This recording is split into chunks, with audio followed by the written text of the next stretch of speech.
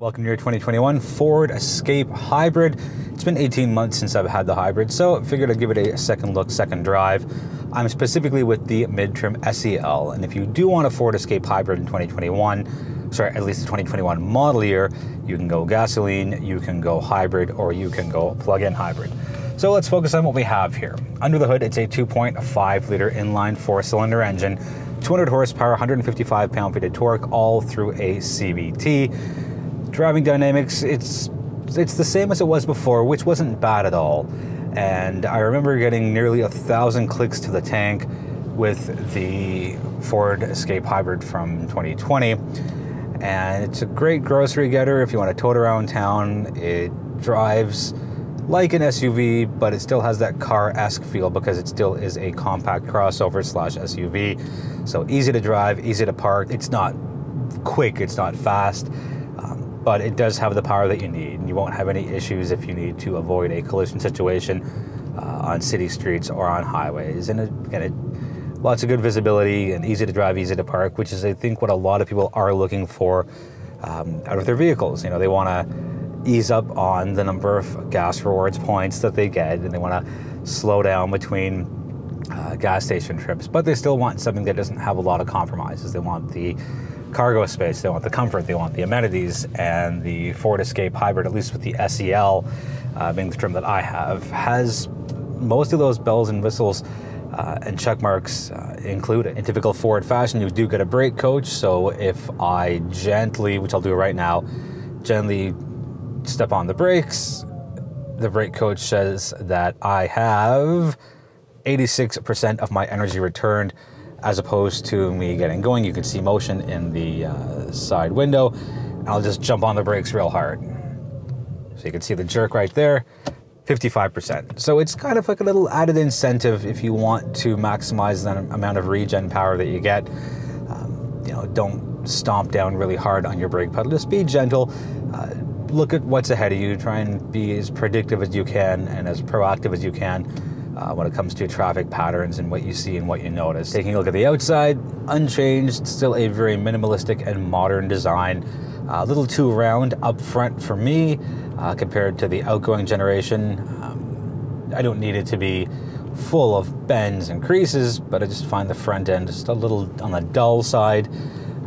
Going around to the rear, I like it a little more. It's got the nice wraparound taillights. It's got a little bit of, not quite pizzazz to it, but it's got some character and it's got some shape to it. And side profile, again, same as the 2020. Not much wrong with it. Again, very simplistic, very, very plain, but not necessarily in a bad way. You know, compare that to the Escape's primary competitor, which is the RAV4 from the folks over at Toyota.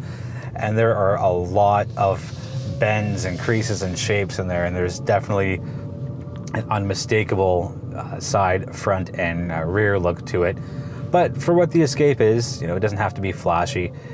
Looks good. The rims on the specific SEL trim, I don't mind them. A little too busy.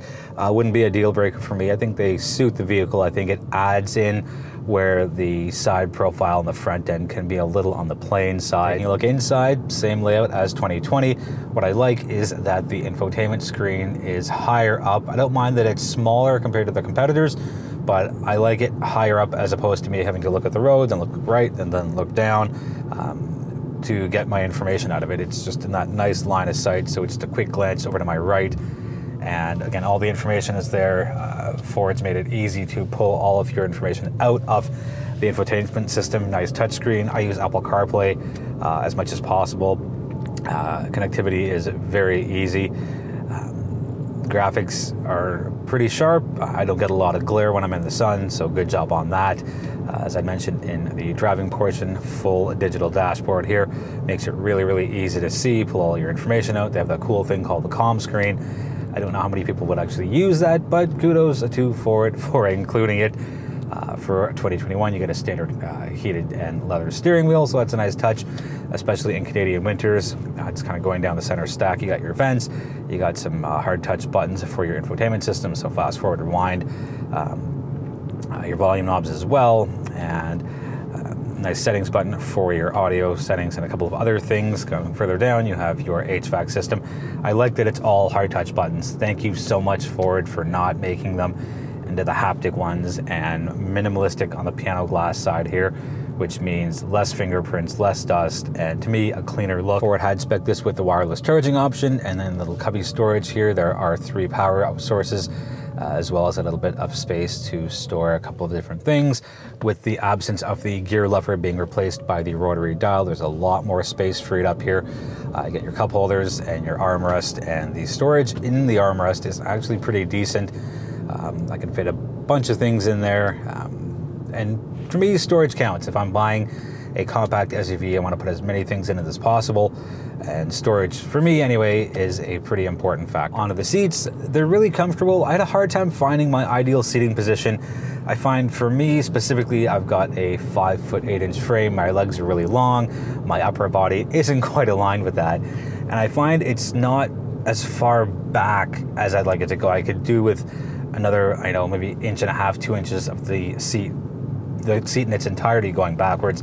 So if you take a look here, sitting all the way back, I'm past my wrist for the spot where my hand hangs, and I'm not leaning forward like that. My seat's back, or I'm back in my seat, and I'm just reaching out forward here. So I would like it to be just a little further back. This does have heated seats as well. Again, pairing up with that heated steering wheel, really, really good in Canadian winters.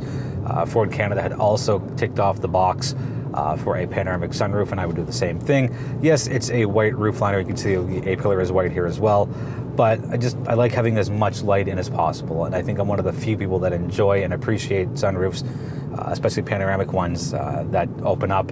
It lets air in, it lets light in. Quick look at fuel consumption. If you're looking to buy a hybrid vehicle, this is one of the hinging factors, or at least I feel it should be.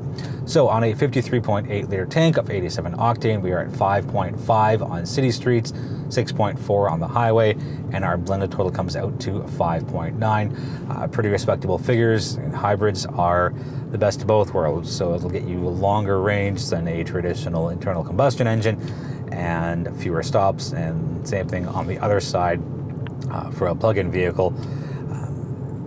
You don't have to stop and recharge it. Now again, I've done almost 700 kilometers, and I had used a little less than 3/4 of a tank. So I figure, again, basic math, if I can do almost 700 on 3/4, bump that up a little bit by about 25%. So again, almost 1,000 kilometers per tank. Last note is on standard safety features. So we have automatic high beams, automatic emergency braking, lane keep assist, as well as the blind spot monitoring. And I think it's a really smart move to include all those things as standard fare. And yes, there are options you can tick off on the sheet if you want additional safety features, but if you don't want to spend any extra money, Ford has you covered with some pretty important standard safety features. That's going to wrap it up for the 2021 Ford Escape. If you've got any questions on the vehicle, let me know in the comments, and I'll do my best to get you answers as soon as possible. Make sure I don't hit a curb. Thank you so much for watching again, and feel free to subscribe if you haven't already, and feel free to tell somebody about the channel who you think might be interested in what I do. Until I see you next time, be well, be healthy, be safe.